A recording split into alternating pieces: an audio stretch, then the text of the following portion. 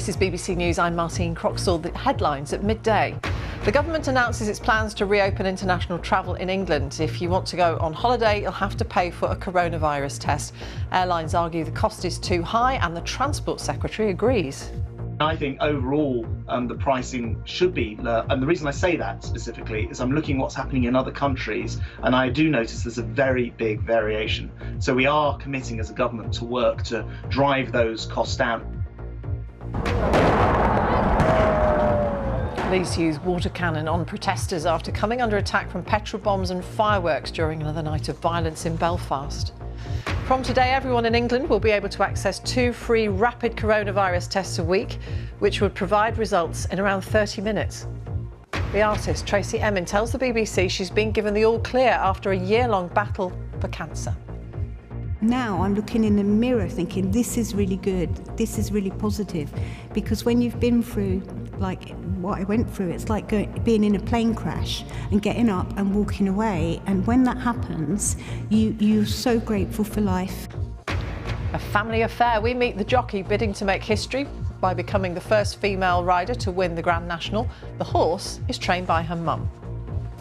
Well, there's a lot of work to do here at Blackpool Pleasure Beach, getting ready for the crowds to come back on Monday.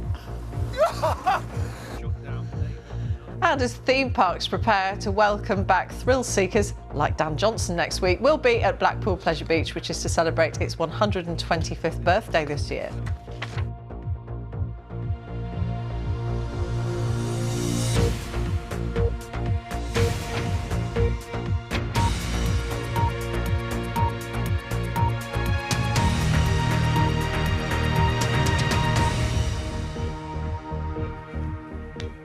Good afternoon, welcome to BBC News.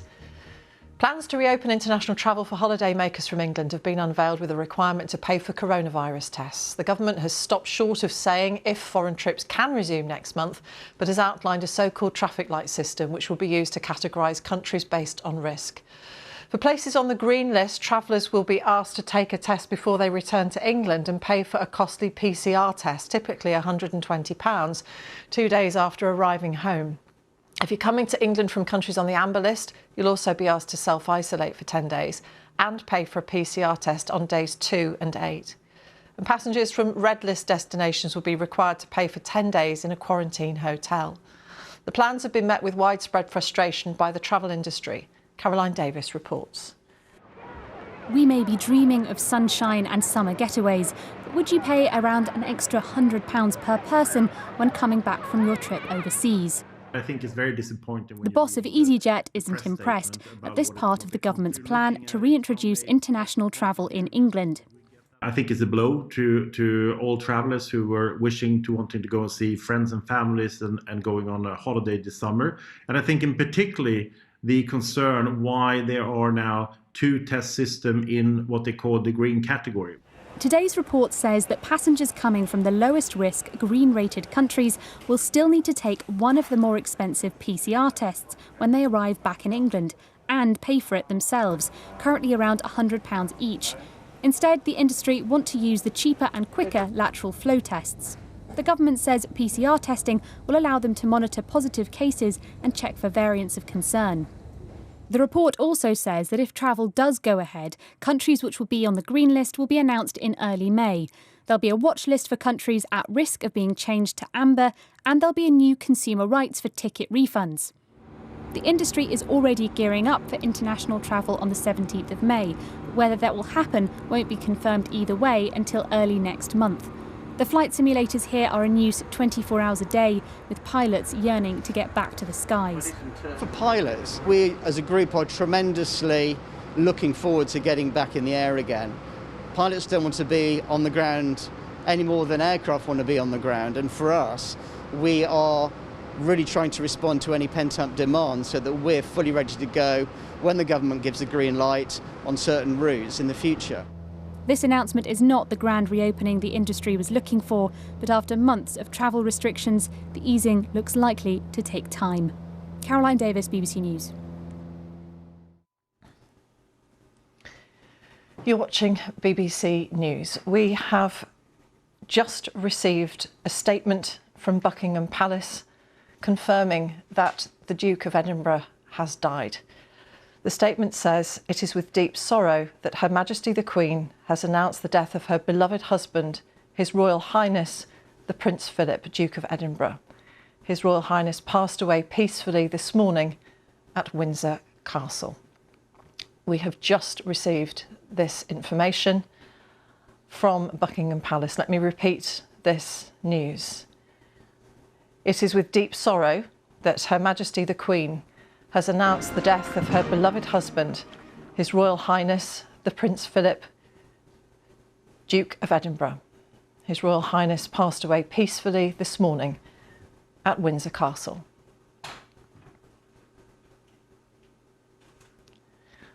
In recent years, we know that the Duke was rarely seen in public. His last scheduled appearance was at Windsor Castle in July 2020, after which time he pretty much retired from public life. That had been his first official engagement in more than a year.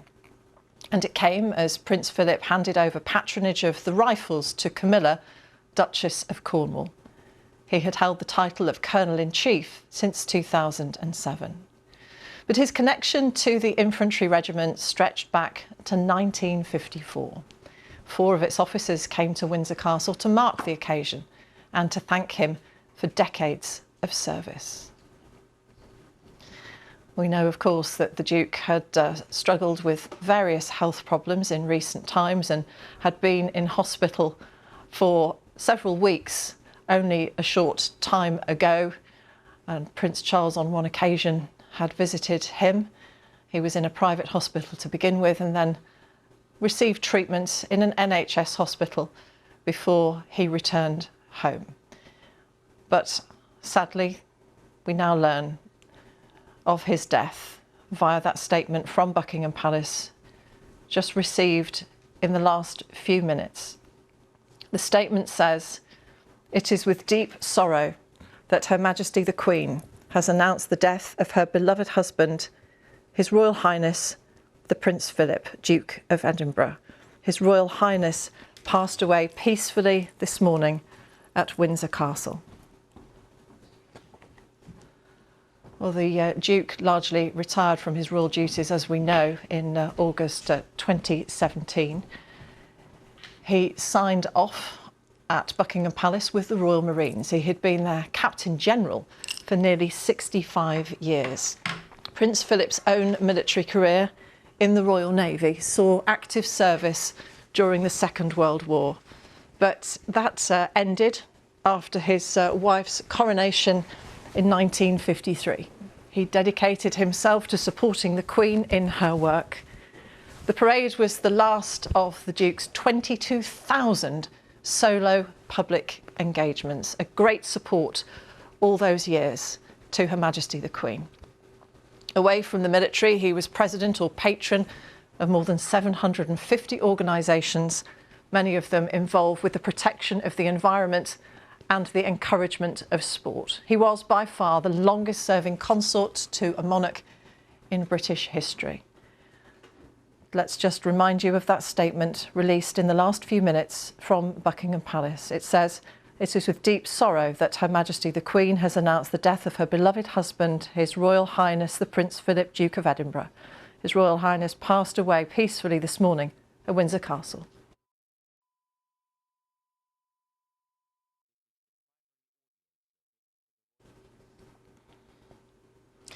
We are interrupting our normal programmes to bring you an important announcement. You're watching BBC News from London. A short while ago, Buckingham Palace announced the death of His Royal Highness Prince Philip, the Duke of Edinburgh. In a statement, the Palace said, "It is with deep sorrow that Her Majesty the Queen announces the death of her beloved husband, His Royal Highness the Prince Philip, Duke of Edinburgh. His Royal Highness passed away peacefully this morning at Windsor Castle. Further announcements will be made in due course. The royal family join with people around the world in mourning his loss." BBC Television is broadcasting this special programme reporting the death of the Duke of Edinburgh.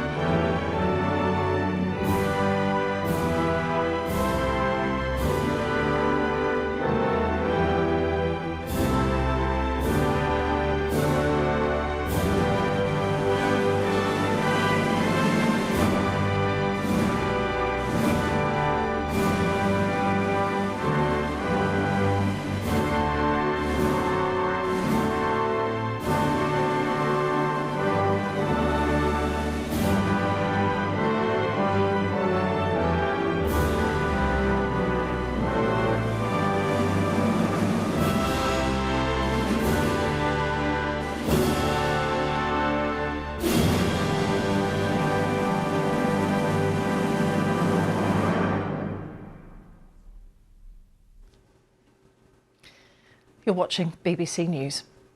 A short while ago, Buckingham Palace announced the death of His Royal Highness Prince Philip, the Duke of Edinburgh. In a statement, the palace said, "It is with deep sorrow that Her Majesty the Queen has announced the death of her beloved husband, His Royal Highness the Prince Philip, Duke of Edinburgh. His Royal Highness passed away peacefully this morning at Windsor Castle." Further announcements will be made in due course. The royal family join with people around the world in mourning his loss. BBC Television is broadcasting this special programme. Now, Prince Philip was the longest-serving royal consort in British history. He was at the Queen's side for more than 70 years. He held a central role in British public life, loyally representing the Queen at home and abroad and supporting the monarch in all of her duties.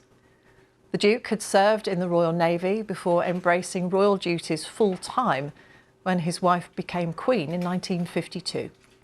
He was Her Majesty's closest advisor, responsible for modernising aspects of royal life, making the family more accessible and less formal in its ways. Philip led a remarkably active life, supporting hundreds of charities, campaigning for nature conservation, promoting leadership and encouraging young people to test their abilities in the Duke of Edinburgh Awards scheme. During his long life, he maintained a close bond with the armed services, especially the Royal Navy, and encouraged his children and grandchildren to serve as he had done. Philip was known for his outspoken style and sometimes his controversial wit, and could be relied upon to speak his mind, even on difficult issues. With Philip's death, the royal household has lost a dominant figure. Her Majesty has lost a husband, and British public life has lost a powerful presence, a man whose momentous life spanned a century. Let's just remind you of the statement that has been issued in the last few minutes from Buckingham Palace. It says, "It is with deep sorrow that Her Majesty the Queen has announced the death of her beloved husband, His Royal Highness the Prince Philip. His Royal Highness passed away peacefully this morning at Windsor Castle." Our royal correspondent Nicholas Witchell joins us now on the line.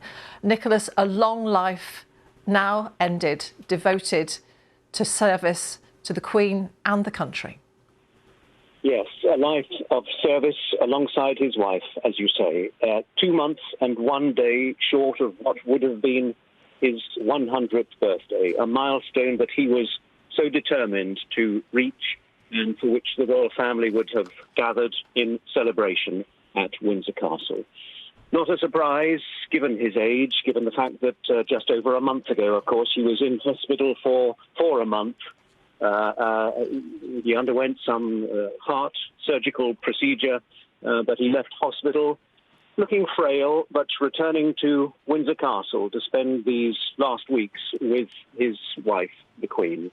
And this is a huge blow for her, as indeed it is for any spouse, losing a partner with whom they have been for more than 70 years, 73 years, a greater span of years than most of us have been alive. So a huge blow for the Queen. And it is fair to say, I think, that in so many ways, the success and the stability of her reign owes a great deal to the success and the stability of their marriage. He was the person to whom she could always turn, the private support which was so invaluable in the isolated position, the lonely position as head of state. It's a huge loss for the royal family. For so long, he was the dominant figure in the family's domestic life, an important source of advice and support for those who married into the royal family, as he did, for William and Harry in their military careers, and for all that he was noted and will be remembered for his abrasiveness. There was also a much more sensitive side to his personality, and that became apparent in the advice that he gave to younger members of the royal family, the advice that he attempted to give to Diana, Princess of Wales, when it was clear that her marriage was failing. And there is a gap in our national life now. For so many years, he made a huge and significant contribution, not just to the success of the Queen's reign, but in his own right. He had to find a niche for himself in the nation's life, and he did that. So a little colour has left the national stage today. He was much more than the rather gaffe-prone, foot-in-the-mouth caricature, as he was so often presented.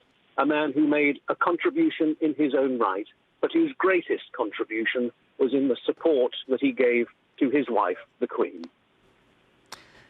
And let's just, before we move on, Nicholas, stay with us if you would. I just would like to read again that statement that's been issued in the last few minutes from Buckingham Palace. It says, "It is with deep sorrow that Her Majesty the Queen has announced the death of her beloved husband, His Royal Highness the Prince Philip, Duke of Edinburgh.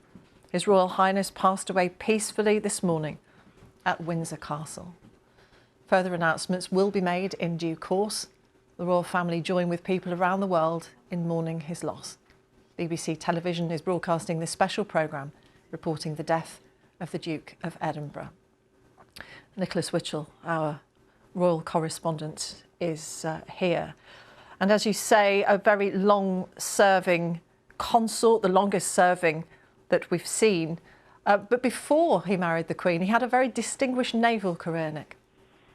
Yes, and there are those who feel that he could have risen to very senior rank within the Royal Navy. And of course, it was one of the frustrations that he faced in the 1950s, that he had to give up that naval career. I mean, this is a man who was naturally a dominant personality, a commander, and yet he had to take the subservient role, if you like, in second place, behind the Queen. And he did undoubtedly find that difficult back in the 1950s.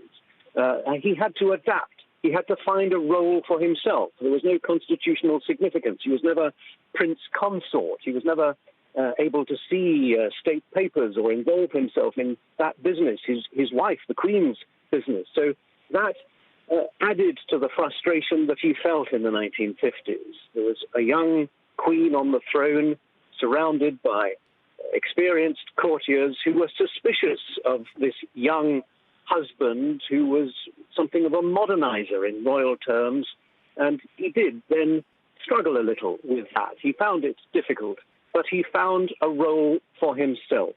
He could be contrary, he could be disputatious, and you have to remember that this was a man with a sharp mind, intellectually very curious, a sharp mind, and of course sometimes a sharp tongue. He could be abrasive and difficult, but it was through that, this intellectual curiosity, that he developed areas of expertise and of curiosity, areas in which he took a particular interest. He was one of the pioneers of the environmental movement, the first president of what was then the World Wildlife Fund.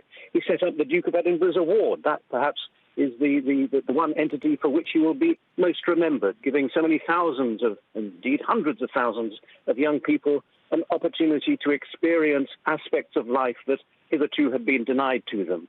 He was a resilient personality, self-sufficient, and that, of course, was rooted in the rootless childhood that he had.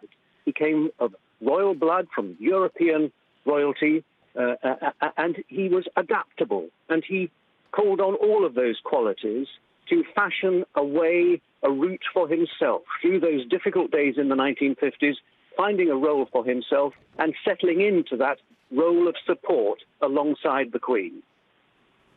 Yes, he once said that it was all rather trial and error in that role to begin with, finding a way to support the Queen as her consort, and having to devise his own ways of making a contribution to national life. And there were so many thousands of engagements, many of which, of course, we wouldn't have even been aware of, but he had an extremely busy calendar before he retired.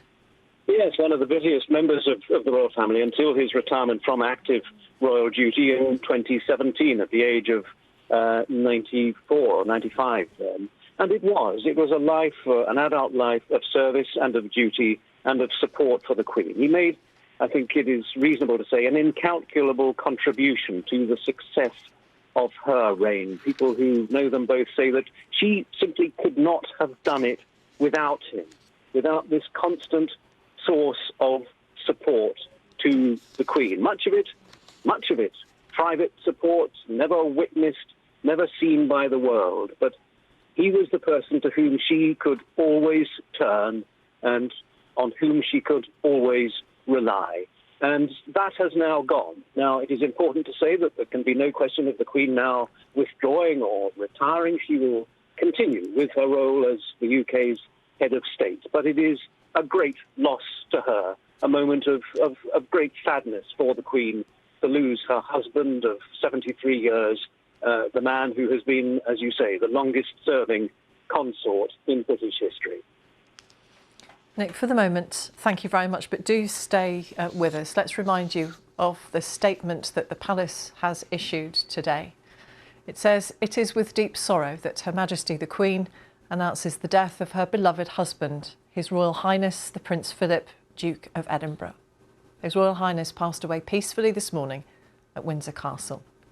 Further announcements will be made in due course. The royal family join with people around the world in mourning his loss."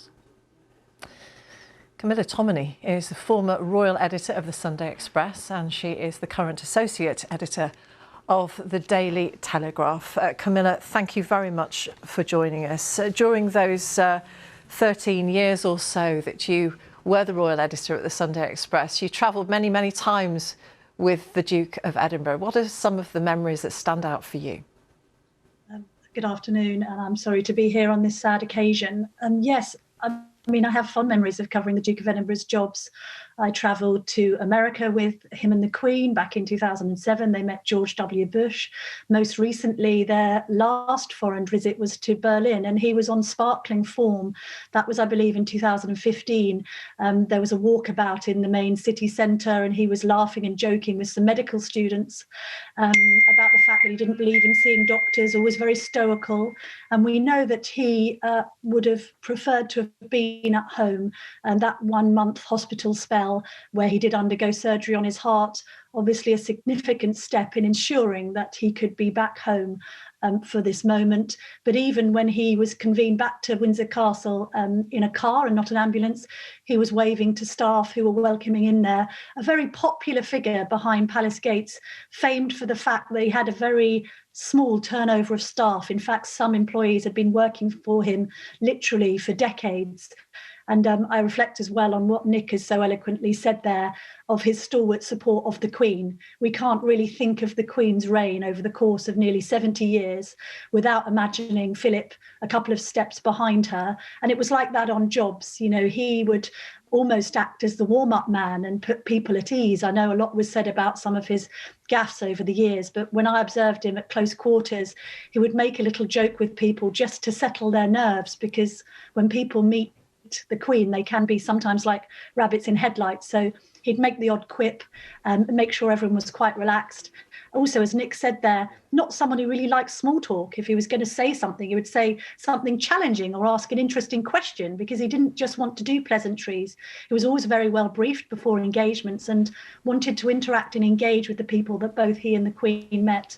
I'm sure now... Camilla, I'm so sorry to interrupt you. I need to go to Downing Street to hear the Prime Minister. It was with great sadness that a short time ago I received word from Buckingham Palace that His Royal Highness the Duke of Edinburgh has passed away at the age of 99. Prince Philip earned the affection of generations here in the United Kingdom, across the Commonwealth and around the world. He was the longest serving consort in history, one of the last surviving people in this country to have served in the Second World War, at Cape Matapan, where he was mentioned in dispatches for bravery, and in the invasion of Sicily, where he saved his ship by his quick thinking. And from that conflict, he took an ethic of service that he applied throughout the unprecedented changes of the post-war era.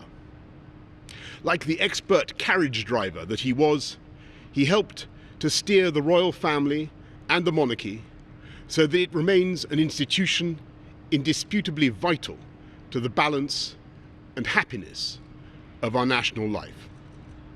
He was an environmentalist and a champion of the natural world long before it was fashionable.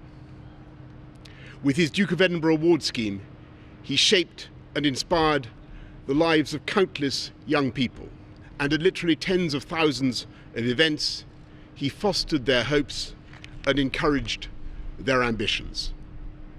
We remember the Duke for all of this, and above all, for his steadfast support for Her Majesty the Queen.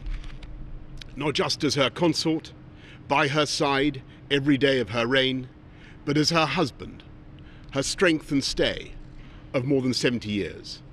And it is to Her Majesty and her family that our nation's thoughts must turn today, because they have lost not just a much-loved and highly respected public figure, but a devoted husband and a proud and loving father, grandfather, and in recent years, great-grandfather.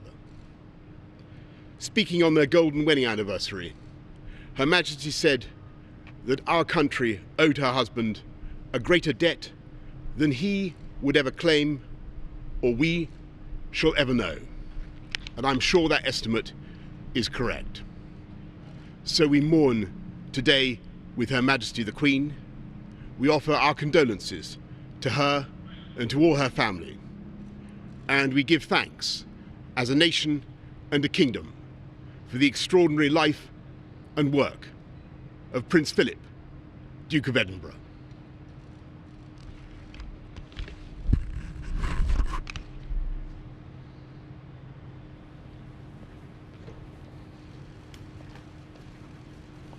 A statement and a tribute from the Prime Minister, Boris Johnson, outside number 10 Downing Street. Let's just momentarily go to Buckingham Palace, where the official notification has been placed upon the gates outside the palace with the statement on it that was released by Buckingham Palace just a short time ago. Let's remind you of what it says. It is with deep sorrow that Her Majesty the Queen has announced the death of her beloved husband, His Royal Highness the Prince Philip, Duke of Edinburgh. His Royal Highness passed away peacefully this morning at Windsor Castle. Well, the leader of the Labour Party, Sir Keir Starmer, has released a statement. And in it, he says, the United Kingdom has lost an extraordinary public servant in Prince Philip. My thoughts are with the Queen, the royal family, and the British people as our nation comes together to mourn. Let's just take you to Buckingham Palace and see that notice, if we can, of the notification that has been placed upon the gates. I hope we might be able to show that to you in just a moment. This is the notification that's been placed outside Holyrood in Edinburgh. As you can see, it says that further announcements will be made in due course. Let's return to Camilla Tominey, former royal editor for the Sunday Express, now associate editor of the Daily Telegraph, and the Prime Minister there expressing great sadness and condolences for the Queen, acknowledging the extraordinary public duty that Prince Philip did alongside the Queen, never outshining her, Camilla, always complimentary. That's right. And I think we very much view him, don't we, at 99, as very much a man of his generation. Boris Johnson there mentioning the fact that he was mentioned in dispatches during the Second World War. He had to put his own military career in the Navy aside to support the Queen and become her liege man of life and limb. And of course, she described him as her strength and stay all these years. And he effectively decided that he needed to do something with his position in order to try and bring a greater good. And we saw that through the Duke of Edinburgh award scheme, but equally in quite a lot of the reforms that happened behind palace gates. There was always this sense that, yes, the Queen is head of state, but he was head of the household and the ultimate patriarch. and as well, of course, working well beyond retirement age. That notion of him retiring at 95 or 96 in 2017, where most people would have been putting their feet up for 20 odd years, seemed extraordinary to those around him.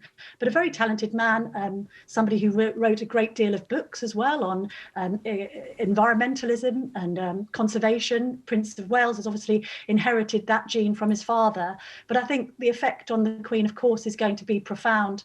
The closest comparison we can perhaps make, and I remember it vividly, is during the Diamond Jubilee when Prince Philip was taken ill and there was a service at St Paul's Cathedral, and the Queen very purposefully walked down one side of the aisle as she went to take her seat in the pews. And that's because she was so used to having Prince Philip by her side. Even when he had been hospitalised that weekend, she walked in her position because she thought, or of course reflected on the fact that she always has a right-hand man by her side. So of course this is going to have a profound effect on her and the rest of the family, because Prince Philip was the head of that family. Camilla, we appreciate you sharing your reflections on Prince Philip and the time that you spent with him on those many royal tours when you were the royal editor for the Sunday Express. Thank you very much. Here we see the flag flying at half-mast above Buckingham Palace, where the notice has been placed upon the gates with the statement reading from Buckingham Palace, "It is with deep sorrow that Her Majesty the Queen has announced the death of her beloved husband, His Royal Highness the Prince Philip, Duke of Edinburgh. His Royal Highness passed away peacefully this morning at Windsor Castle." Our royal correspondent Nicholas Witchell is here with me now, and a very long life on which we can reflect, one hallmarked by extraordinary public service, Nick. Yes, hallmarked by service and duty and loyalty and all those rather old-fashioned characteristics that he and the Queen personify. And it is a moment of real sadness, obviously, for the Queen, for the royal family. She has lost her spouse of 73 years, almost unimaginable, isn't it? A period of 73 years of marriage. They met just before the outbreak of the Second World War, when she was just a teenage young woman, young child, really. But they stayed in touch during the war, and they were married. There are pictures of their marriage, married in 1947. And a keen sportsman, always very active, the Prince Philip, here playing polo. He only gave that up late in his life. And they started their family, Prince Charles there, born in 1948. And we think of the family, the loss of a father, the loss of the person who was really a stabilising and dominant feature within the family, the royal family. There were strains, of course, within that family, and sometimes in the 1950s they were particularly felt by the Duke of Edinburgh when he felt that he didn't have a role, but he found it and travelled widely there on one of those many travels around the world, but traditionally and customarily beside his wife, the Queen, quite literally a couple of paces behind her, but always in support, and at the same time developing a life and a career, if you like, of his own, developing interests in technology, in young people, in spiritual matters. And this is a man with a keen intellectual curiosity about things. He wrote several monographs investigating matters, but he will be remembered predominantly for his role in support of the Queen. She couldn't have done it without him, is what somebody who has known them both for decades said. An incalculable contribution. It was at the coronation that we see pictures of there, that he made his oath, the first to pledge loyalty after the bishops, to be faith and truth I shall bear unto you. And I think it is fair to say that he has discharged his own coronation oath, the oath that he made to his wife, the Queen, on the occasion of the coronation in 1953. He has discharged that oath with distinction, because he has always been there for her all right, there were some bumpy patches in the 1950s, but once he found a role, because of course he had no constitutional significance, he found a role and he pursued that, whilst at the same time always being in support of his wife as they brought up their family. And there, I think, that from the Diamond Jubilee, it looks like, when he was well into his 90s, but always a vigorous man, both physically and mentally. Now, sometimes that got him into trouble. He would make his, what he would intend to be and hope to be humorous asides, and sometimes they didn't quite work out. Very often it was done to break the tension. You walk into a room and lots of people are there waiting to meet the Queen and the royals, and he would make what he would hope to be a wise crack, and sometimes it just fell flat. And he will be remembered in part for the gaffes. He once said, I think I'm going to cease putting my foot in my mouth. So he was aware of some of those gaffes, some of which, of course, were made on the many foreign visits that he made, most notably in China in the 1980s. But that should not overshadow the very real contribution that he made to the life of this nation and indeed to other nations around the world. We think of the World Wildlife Fund, the Duke of Edinburgh's award, which I think is active in something like 70 countries around the world. A remarkable life of service to his wife, to the Queen, to this, his adopted nation. He was born, of course, a prince of Greece. There was no Greek blood in him at all. He was essentially Danish and some German and Russian blood. And it is worth just remembering that he, like his wife, was a great-great-grandchild of Queen Victoria. So he was of royal blood, actually. Some people say he was more royal than the Queen, because both his parents were from a royal dynasty. But he came to this country because his parents' marriage broke up. They were banished from Greece, and he was brought up largely in this country, joined the Royal Navy, changed his name to Mountbatten, and had a distinguished record in the Second World War, after which came marriage to the then Princess Elizabeth and the start of a family, and then soon after that, the transition to her role as Queen and his role as consort. Never formally Prince Consort, but the companion of the Queen, and that role which he has discharged, I think, even critics of the royal family, I think, would accept that he has fulfilled that role with distinction. Not always a very easy role, a dominant personality forced into this supportive role, and it is in that role that he travelled the world and made his contribution. Nick, for the moment, thank you very much. Do stay with us, though. The Scottish First Minister, Nicola Sturgeon, has released a statement. It says, "I am saddened by news that the Duke of Edinburgh has died. I send my personal and deepest condolences and those of the people of Scotland to Her Majesty the Queen and her family." We're joined now by the royal biographer and historian Robert Lacey. Thank you very much, Robert, for joining us. And I'm sure you, like everyone, will wish to reflect upon the extraordinary life, fascinating life in many ways, with so many facets to it that the Duke of Edinburgh managed to carve out when he became consort to the Queen. Well, like many people watching, he's been a part of our life, hasn't he? Part of the Queen, and we must all, of course, all of us be remembering and thinking now of the Queen, of whose life he has been such an integral part. Only last night, there was the program on television, The Secret Life of the Queen, and the secret ingredient there of her emotional success and her public success and his historical success. It was always not a secret.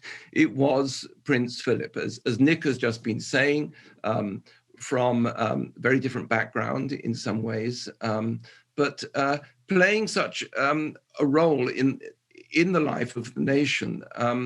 I've been involved with The Crown, the TV series, and it was no accident that we decided to feature Prince Philip very strongly in the episode we made about the moon landings, and the way in which this captured in the 1960s Prince Philip's interest in science that Nick has been talking about, but then how he came to see that science will only take you so far in life, and he developed his intense personal religious faith, working with Dean Woods at Windsor to, in a particular sense, to give fresh spiritual strength to clergymen who were a bit jaded in their mission in life. And that proved the same thing for him. Such a thinking man. Again, Nick talked about the Duke of Edinburgh's award scheme. Of such importance, obviously, to the young people whose lives were changed by it, but also bringing the monarchy into touch with everyday life in a fresh way. I would not want to diminish the wonderful achievement of the Queen in her reign, but so many of her fresh ideas and fresh initiatives came from this remarkable man. Hundreds of public engagements that he carried out each year, amounting to tens of thousands over his lifetime, retiring well into his 90s just a few years ago. And of course, rather baffled by the constant press attention, wasn't he? That he seemed to be amused by the attention that he got when he was carrying out these engagements. Yes, I think that was partly a very clever act. I think he hated the press as much as every other member of the royal family, but he had, and its intrusion, but he understood its purpose, and he adapted to that. It was his idea, of course, back in the 1960s, that the royal family should embark on its royal family film, which most of us thought was a great success, but which the family came to rather regret.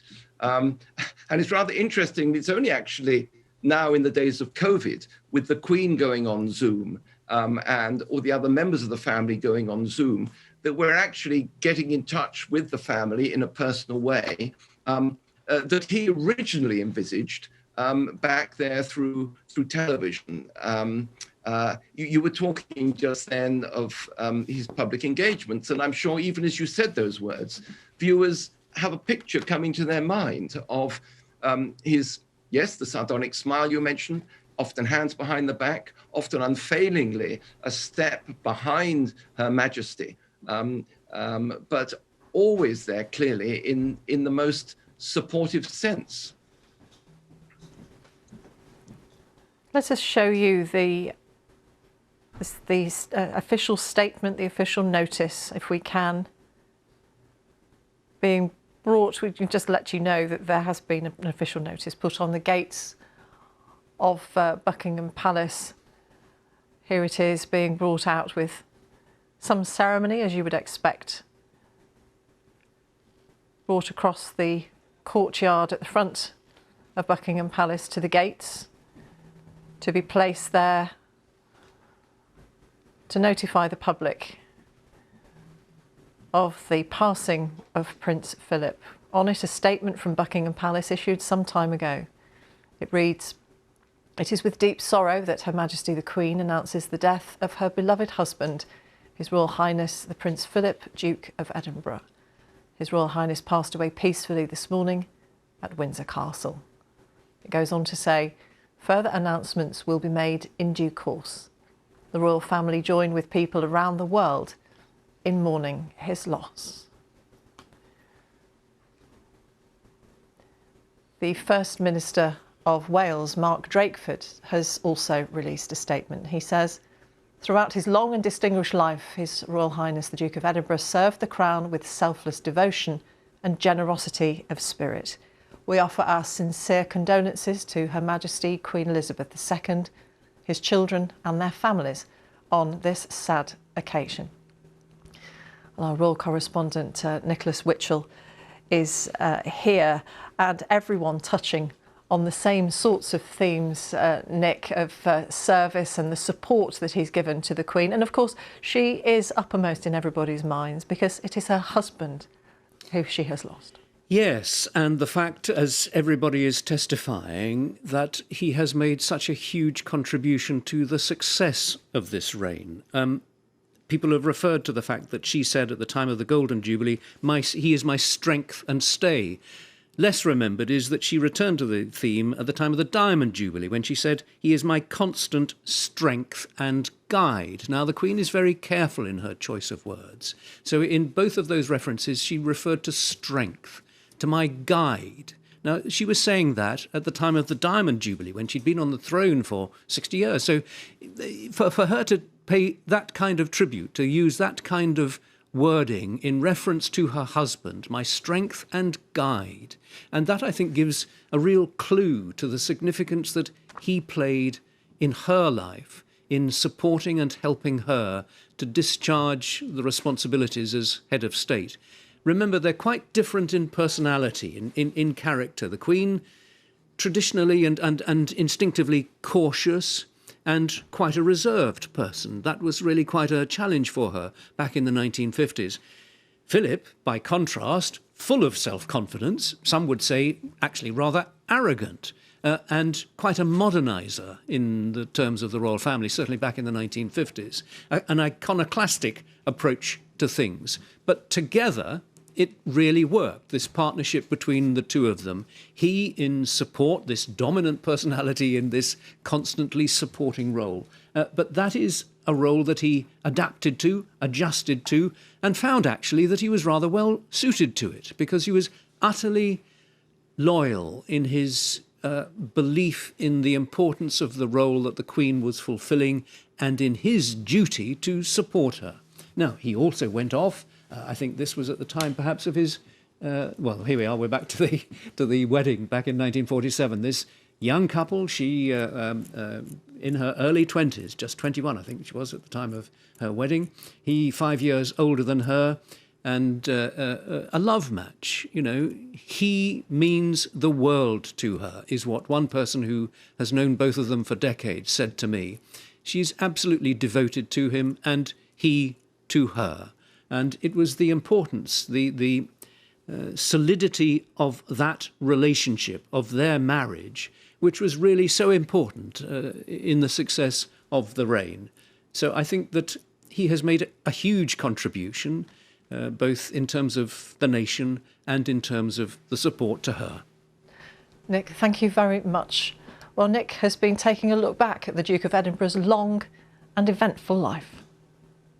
First after them, her husband, Philip, Duke of Edinburgh, who, with his hands between the hands of the Queen, becomes her liege man of life and limb and of earthly worship. In the name At the of God. Queen's coronation, he was the first person after the bishops to pay homage to her. Philip knelt before his wife and pledged his loyalty. Faith and truth I will bear unto you, live and die. And so, against all manner of rising, faith, touches the crown upon her head and kisses her upon the left cheek. As a male consort to a female sovereign, Philip had no constitutional significance. Yet no one was closer to the monarchy or of greater importance to the monarch than he was. By instinct he was a leader, yet Philip had always to take second place. By nature he spoke his mind, and that sometimes got him into trouble. Yet for decade after decade, his was the support that mattered most to the throne. Philip was born in Corfu in 1921. His family was part of European royalty. He was a prince of Greece, but his ancestors were largely Danish, German and Russian. Philip had a rootless childhood. His family was banished from Greece, his parents separated, and he was sent to Gordonston School in northern Scotland. The Spartan atmosphere there suited him. As the Second World War loomed, Philip was an 18-year-old Royal Navy cadet at Dartmouth. His Majesty walking down the ranks of the cadets. And when the King and Queen visited the college, they brought with them their 13-year-old daughter, Princess Elizabeth. According to witnesses, Philip showed off a great deal, but the meeting had made a deep impression on the princess. Philip served in the Royal Navy with distinction during the war. When the fighting ended, he started to escort Elizabeth to family gatherings. He changed his name to Philip Mountbatten and became a British citizen. The public realised there was a romance. Yet within Buckingham Palace, Philip was regarded with suspicion. One courtier wrote privately that he was rough, uneducated, and would probably not be faithful. But Elizabeth was deeply in love, and in the summer of 1947, the palace announced their engagement. It is with the greatest pleasure that the King and Queen announced the betrothal of their dearly beloved daughter, the Princess Elizabeth, to Lieutenant Philip Mountbatten, R.N. On the 20th of November 1947, the newly created Philip, Duke of Edinburgh, stood within Westminster Abbey and exchanged marriage vows with the heir to the British throne. I, Philip. I, Philip. Take thee, Elizabeth Alexandra Mary. Take thee, Elizabeth Alexandra Mary. To my wedded wife. To my wedded wife. Again and again the people called for Elizabeth and Philip. Again and again they joyfully responded. In 1952, the couple set off on a tour of the Commonwealth. The King came with them to the airport. It was the last time they were to see King George VI, who, unknown to his daughter, was in the final stages of lung cancer. It was a farewell. It was also, as events turned out, goodbye. It was at a hunting lodge in Kenya that Philip told his wife of her father's death. Someone who was there said Philip looked as though half the world had dropped on him. They returned to London to lead the national mourning. And now here is the Queen. His wife was now Queen. Philip was there in support, but he was never given the title Prince Consort, and his role was undefined. He channeled some of his restless energy into a boisterous social life. He and a group of male friends met every week in rooms above a restaurant in London's Soho. There were long, convivial lunches, visits to nightclubs, and glamorous companions. By the 1960s, Philip's life was more settled. He and the Queen had completed their family with 2 more children, Andrew and Edward, who joined Charles and Anne, and he had found a new role for himself. Is it the 18th we're due back now? 18th. From his office in the palace, he promoted issues in which he had a personal interest. 40 minutes to get round the world. Well, it's going to be a bit of a rush. It may leave you a little bit muddled. Yet diplomacy seemed alien to him. He urged British industry to pull its finger out and complained on American television that the royal family didn't have enough money. Inevitably, if nothing happens, we shall either have to, I don't know, we may have to move into smaller premises, who knows? He blundered on a state visit to China with the Queen. He made what he thought was a private remark about slitty eyes. It was a diplomatic gaffe which dominated the headlines and added to his reputation for making misjudged remarks. It's all right, isn't it? Yet Philip had a sharp, inquiring mind and was determined to make a contribution of his own. The groundbreaking 60s film Royal Family was made largely at his instigation because he felt it was time for the family to show a more human face to the world. The salad is ready. Good. And for many years he toured the globe as president of the then World Wildlife Fund, speaking out about the need to conserve nature. We depend on being part of the web of life. We depend on every other living thing on this planet, just as much as they depend on us. He promoted technology, helped underprivileged children, and had a lifelong interest in spiritual issues. But his most lasting creation was the scheme named after him, the Duke of Edinburgh's Award, which encouraged young people to realise their potential. To give young people a chance to discover their own abilities for themselves as an introduction to the responsibilities and interests of the grown-up world, and incidentally, to make new friends and have a great deal of fun and satisfaction in the process. Believe it. No decade was more difficult for the royal family than the 1990s. The death of Diana, Princess of Wales, was both a family tragedy and a moment of tension for the monarchy. It was the Queen to whom the country looked for public comfort. It was Philip to whom the Queen turned for private support. And still Prince William, with his head hung, walking next to his grandfather. It was Philip whose gentle encouragement had persuaded William and Harry to walk behind their mother's coffin to her funeral. And, contrary to his sometimes insensitive image, it had been Philip who'd taken the lead in trying to understand the domestic problems of his children, prompted perhaps by his own memories of what it's like to marry into the royal family. Philip remained physically active at an age when most men would have relished retirement. He went carriage driving, and he was still carrying out more engagements than many younger members of the family. Some he did alone, such as this visit to British troops in Iraq. How did you get into this? But most he did with his wife. He was the figure a few paces behind the Queen, always looking out for her, and often guiding children through the barriers to present their flowers to her.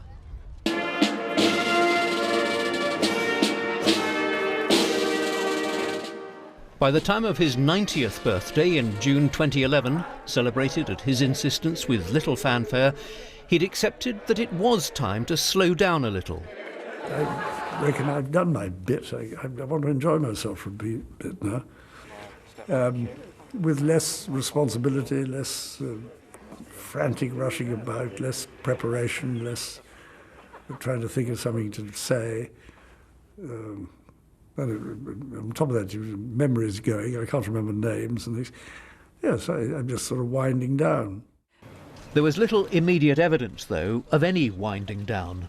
Despite a serious health scare at Christmas 2011, when he had to be taken to hospital with a blocked coronary artery, he remained at the Queen's side for most of her Diamond Jubilee programme, which took them the length and breadth of the country.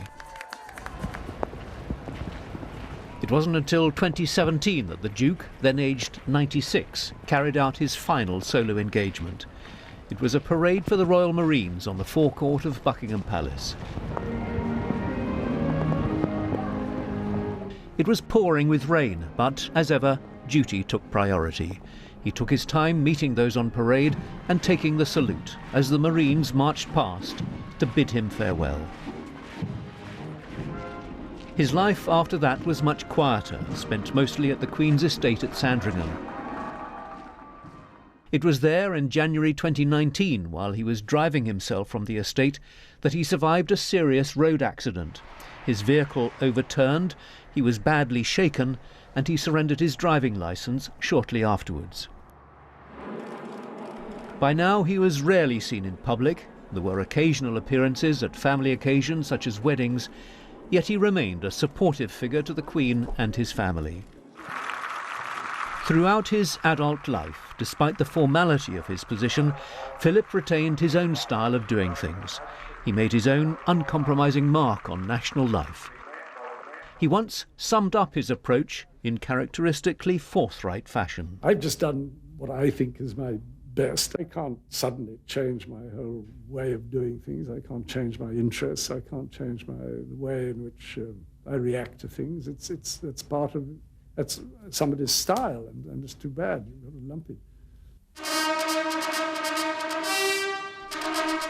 Throughout all the monarchy's many ups and downs since the Second World War, Philip, Duke of Edinburgh, the longest-serving consort in British history, was the restless outsider who put his wife and duty first. In doing so, he fulfilled his coronation oath of allegiance to Elizabeth, his Queen.